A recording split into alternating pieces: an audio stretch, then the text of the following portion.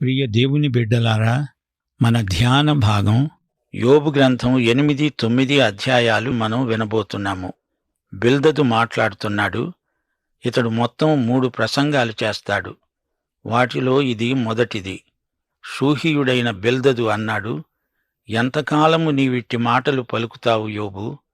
నీ నోటి మాటలు సుడిగాలి వంటివి అయ్యాయి. దేవుడు న్యాయవిధిని రద్దుపరుస్తాడా? సర్వశక్తుడైన దేవుడు న్యాయాన్ని రద్దుపరుస్తాడా? నీ కుమారులు ఆయన దృష్టి ఎదుట పాపం చేశారేమో, వారు చేసిన తిరుగుబాటును బట్టి ఆయన వారిని అప్పగించాడేమో.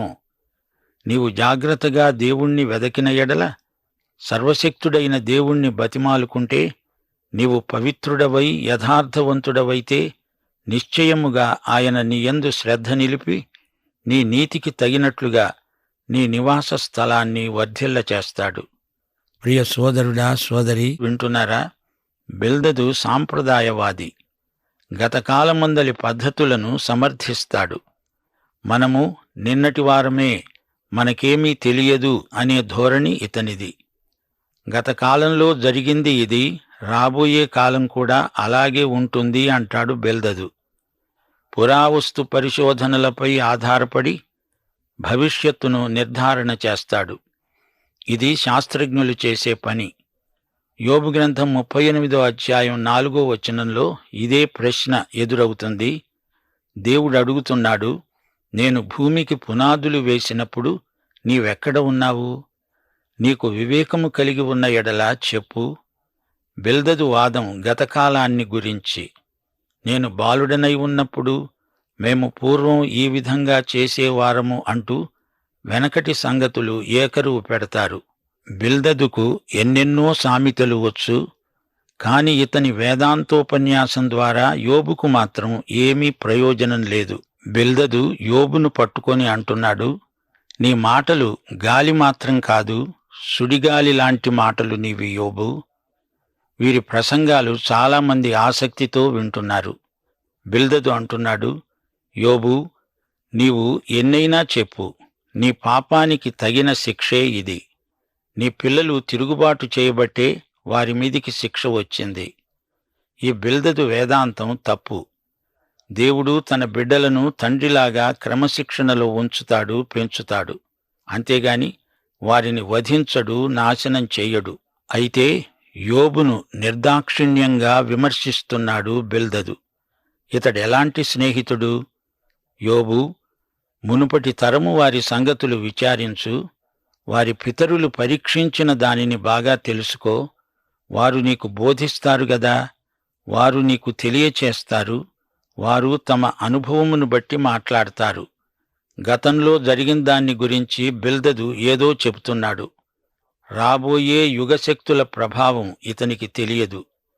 ఫిలిప్పీ పత్రిక 3వ అధ్యాయం 14వ వచనం, క్రీస్తు యేసునందు దేవుని ఉన్నతమైన పిలుపునకు కలిగే బహుమానమును పొందాలని గురివద్దకే పరిగెడతాను. ఇది పౌలు దర్శనం. బిల్దదుకు ఇది తెలియదు. బిల్దదు అంటున్నాడు, 11వ వచనం, బురద లేకుండా జమ్ము పెరుగుతుందా? నీళ్లు లేకుండా రెల్లు మొలుస్తుందా? అది కోయబడకముందు బహు పచ్చగా ఉన్నది, గాని ఇతర మొక్కల కంటే త్వరగా వాడిపోతుంది. దేవుణ్ణి మరిచే వారందరి గతి అలాగే ఉంటుంది. భక్తిహీనుని ఆశ నిరర్ధకం. అతని ఆశ భంగమవుతుంది. అతడు ఆశ్రయించేది సాలెపురుగు పట్టు. అతడు తన ఇంటి మీద ఆనుకొనగా అది నిలవదు. అతడు గట్టిగా దానిని పట్టుకొనగా అది విడిపోతుంది. ఎండకు అతడు పచ్చబడి బలుస్తాడు. అతని తీగెలు అతని తోట మీద అల్లుకుంటాయి. అతని వేరులు గట్టుమీద చుట్టుకుంటాయి. రాళ్లుగల తన నివాసమును అతడు తేరి చూస్తాడు. దేవుడు అతని స్థలములో నుండి అతణ్ణి వెళ్ళగొట్టిన ఎడల అది అంటుంది, నేను నిన్ను ఎరుగను, ఎప్పుడునూ నిన్ను చూడలేదు. ఇదే అతని సంతోషకరమైన గతికి అంతం. అతడున్న ధూళి నుండి ఇతరులు పుడతారు. ఆలోచించు. దేవుడు యథార్థవంతుణ్ణి తోసివెయ్యడు. దుష్కార్యములు చేసేవారిని ఆయన నిలువబెట్టడు. నిన్ను పగపట్టేవారు అవమానభరితులవుతారు. దుష్టుల గుడారము ఇక నిలువదు. అయితే ఇంక ఆయన నీకు నోటి నిండా నవ్వు కలుగచేస్తాడు, ప్రహర్షముతో నీ పెదవులను నింపుతాడు. విశ్వాసులారా, వింటున్నారా? ఇది ఇతని ధోరణి. యోబును వేషధారి అంటున్నాడు. నీవు సాలెపురుగు అల్లిన గూడులో ఉందామనుకుంటున్నావు, అది నిలవదు అంటున్నాడు. దేవుడు యథార్థవంతులనే కాపాడతాడు అంటున్నాడే, మరి దుష్టులు దుర్మార్గులు కూడా క్షేమంగా ఉన్నారు గదా. రోమాపత్రిక 3వ అధ్యాయం 10వ వచనం ప్రకారం నీతిమంతుడు లేడు, ఒక్కడూ లేడు. బిల్దదు సాధారణ వేదాంతం సహేతుకమే అయినా ఇక్కడ యోబు అనే సజ్జనుడికి ఎందుకు శ్రమలు వచ్చాయో బిల్దదు వివరించలేకపోతున్నాడు. ఇతని వేదాంతం ప్రకారం యోబు పాపి, అందుకే ఈ శిక్ష అనుభవిస్తున్నాడు. ఇది తప్పు అంచనా. యోబు నమ్ముకున్న దేవుణ్ణి బిల్దదు ఎరుగడు, అందుచేత యోబును కూడా ఎరగడు. ప్రభు అన్నాడు, లోకము నన్ను ఎరుగదు గనుక మిమ్మును కూడా ఎరుగదు. అది అసలు రహస్యం. బిల్దదు సాంప్రదాయవాది. ఇప్పుడు 9వ అధ్యాయంలోకి రండి. యోబు లేచి మాట్లాడుతున్నాడు. బిల్దదు ప్రశ్నలకు యోబు చాలా వరకు జవాబులు చెప్పగలిగాడు. గాని దేవుని పట్ల నీతిమంతుడై ఉండడమంటే ఏమిటో తాను పూర్తిగా వివరించలేకపోతున్నాడు. పాత నిబంధనలో యేసుక్రీస్తు అనే మధ్యవర్తి కోసం ఆక్రోశించిన భక్తుడు యోబు. జాగ్రత్తగా వినండి. బిల్దదు, నీవు చెప్పింది వాస్తవమే, నేను కాదనను.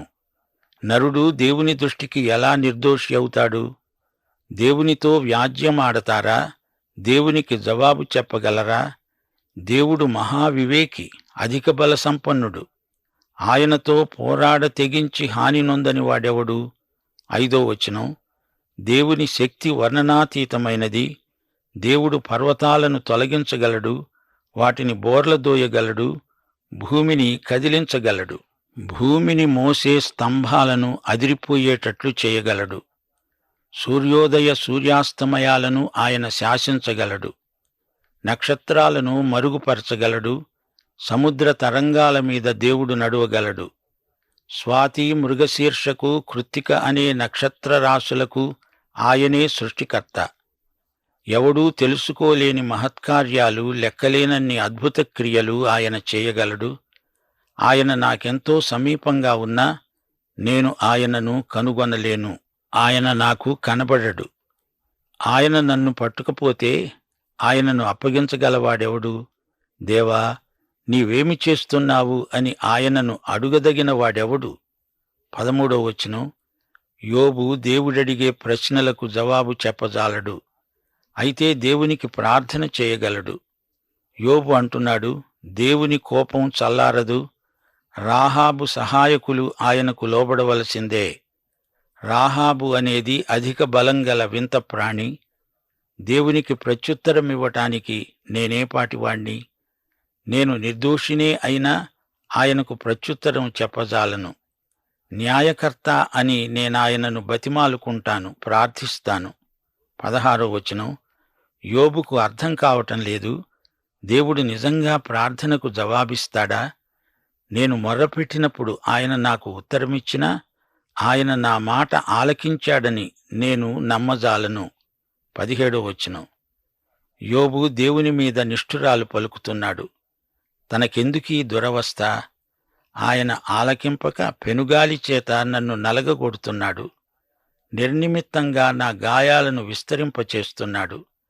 ఆయన నన్ను ఊపిరి పీల్చుకోనియ్యడు. చేదైన వాటిని నాకు తినిపిస్తాడు. 19వ వచనం నుండి, తనకు అన్యాయం జరిగిందని, తన నిస్సహాయ స్థితిలో తనను ఎవరూ పట్టించుకోవటం లేదని వాపోతున్నాడు యోబు. బలవంతుల శక్తిని గురించి వాదము కలుగగా నేనే ఉన్నాను అంటాడాయన. న్యాయవిధిని గురించి వాదము కలుగగా ప్రతివాదిగా నుండ తెగించేవాడెవడు అంటాడాయన. నా వ్యాజ్యం న్యాయమైనా నా మాటలు నా మీద నేరం మోపుతాయి. నేను యథార్థవంతుణ్ణే అయినా దోషి అని ఆయన నన్ను నిరూపిస్తాడు. నేను యథార్థవంతుణ్ణే అయినా నాయందు నాకిష్టం లేదు. నేను నా ప్రాణాన్ని తృణీకరిస్తున్నాను. 22వ వచనం, దేవునికి తన మీద దయలేదని, దేవుడు దుర్మార్గులకే సాయం చేస్తున్నాడని యోబు సణుగుతున్నాడు. దేవుడు ఏది చేసినా ఒకటే. యథార్థవంతులనేమి దుష్టులనేమి భేదము లేకుండా ఆయన అందరినీ నశింపచేస్తున్నాడని నేను వాదిస్తున్నాను. సమూల ధ్వంసము ఆకస్మికముగా కలిగి నాశనము చేయగా నిర్దోషుల ఆపదను చూచి ఆయన హాస్యం చేస్తాడు. భూమి దుష్టుల చేతికి అప్పగించబడి ఉన్నది. వారి న్యాయాధిపతులు మంచి చెడ్డలు గుర్తించలేకుండా ఆయనే చేస్తాడు. ఆయనగాక ఇవి అన్నీ జరిగించేవాడు మరి ఎవడు? 25వ వచనం. దేవుణ్ణి గురించి నిష్ఠురాలు మాట్లాడుతున్నాడు యోబు. పరుగు మీద పొయ్యేవాని కంటే నా దినాలు త్వరగా గతిస్తున్నాయి. క్షేమము లేకుండానే అవి గతించిపోతున్నాయి. రెల్లు పడవలు దాటిపోయేటట్లు అవి జరిగిపోతాయి. ఎరమీదికి విసురున దిగే పక్షిరాజు వలె అవి త్వరపడిపోతాయి. నా శ్రమను మరచిపోతానని, దుఃఖముఖుడనై ఉండడం మాని సంతోషంగా ఉంటానని నేననుకున్నానా? నా సమస్త బాధలకు భయపడి వణుకుతున్నాను. నీవు నన్ను నిర్దోషిగా ఎంచవనే సంగతి నేను నిశ్చయంగా ఎరిగి ఉన్నాను. నన్ను దోషిగా ఎంచవలసి వచ్చింది గదా, నాకీ వ్యర్థ ప్రయాసమెందుకు? నేను హిమముతో నన్ను నేను కడుక్కున్నా, సబ్బుతో నా చేతులు కడుక్కున్నా, నీవు నన్ను గోతిలో ముంచుతావు. అప్పుడు నేను నా స్వంత వస్త్రాలకై అసహ్యుణ్ణి అవుతాను. 32వ వచనం నుండి యోబు తనకు దేవునికి మధ్యవర్తి ఒకడు ఉంటే ఎంత బావుండు అనుకుంటున్నాడు. తాను దేవునికి ఏమి చెప్పుకుందామన్నా మధ్యవర్తి ఏడి? ఆయన నావలే నరుడు కాడు. నేను ఆయనతో వ్యాజ్యమాడజాలను. మేము కలిసి న్యాయ విమర్శకు పోలేము. మా ఇద్దరి మీద చెయ్యి ఉంచదగిన మధ్యవర్తి మాకు లేడు. ఆయన తన దండమును నా మీది నుండి తీసివెయ్యాలి. నేను భ్రమసిపోకుండా ఆయన తన భయంకర మాహాత్మ్యమును నాకు కనబరచకుండా ఉండాలి. అప్పుడు ఆయనకు భయపడక నేను మాట్లాడతాను. ఏలయనగా నేను అట్టివాడను కాననుకుంటున్నాను. విశ్వాసులారా, గ్రహించండి. నీతిమంతుడెవరు? ఒక మనిషి ఎలా నీతిమంతుడవుతాడు? ఈ విషయం అతనికి అంతుచిక్కటం లేదు. యోబుకు సువార్త కావాలి. అతడు సువార్త వినాలి. దేవుడు తనకెంతో దూరంగా ఉన్నట్లు యోబుకు అనిపిస్తున్నది. దేవుని సమీప సన్నిధిని గురించిన చైతన్యం యోబుకు కలగటం లేదు. యోబు కంగారు పడిపోతున్నాడు. రోమాపత్రిక 7వ అధ్యాయం 18వ వచనంలో పౌలు అన్నాడు, నాయందు అనగా నా శరీరమందు మంచిది ఏదీ నివసింపదని నేనెరుగుదును. అయితే ఆత్మ నింపుదల ద్వారా క్రీస్తునందు నీలో మంచితనం ప్రవర్తిల్లుతుంది. ఆ సంగతి యోబుకు తెలియదు. అతడు శిలువకు అవతలి వైపున ఉన్నాడు. దేవునికి నేను జవాబు చెప్పలేను అంటున్నాడు యోబు. మనకిప్పుడు యేసుక్రీస్తు అనే ఉత్తరవాది మధ్యవర్తి ఉన్నాడు. దేవునికి స్తోత్రం. దేవుడొక్కడే. దేవునికి మనుష్యులకు మధ్యవర్తి ఒక్కడే. ఆయనే యేసుక్రీస్తు అనే నరుడు. యేసు పాపరహితుడైన మానవుడు. ఆయన శిలువ మీద మానవులందరి కోసమై చనిపోయాడు. తన రక్తం కార్చాడు. యేసు మానవులకు ఏకైక రక్షకుడు. యేసు మరణమే పాపికి శరణం. యోబుకు 1 తిమోతి 2వ అధ్యాయం 5వ వచనంలోని మధ్యవర్తి అనగా యేసుక్రీస్తు కావాలి.